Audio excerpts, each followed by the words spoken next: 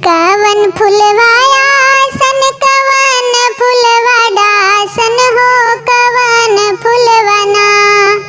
मैया तोहरा सिंगरवा हो कवन फुलवना मैया तोहरा सिंगरवा हो कवन फुलवना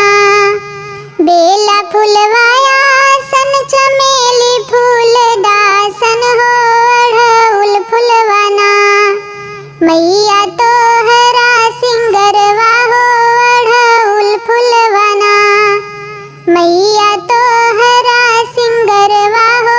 अढ़उल फुलवना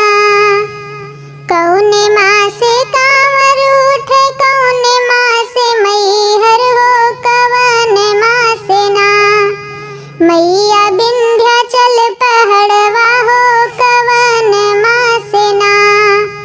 मैया विंध्याचल पहाड़वा हो कवन माँ से ना सावन मास कांवर उठे चैत मास मैहर हो कुआर मास ना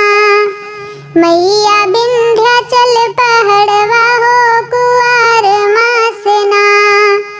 मैया विंध्याचल पहाड़वा हो कुआर मास ना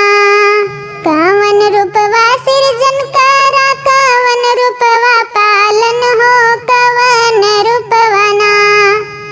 करलू परले संघरवा हो कवन रूपवना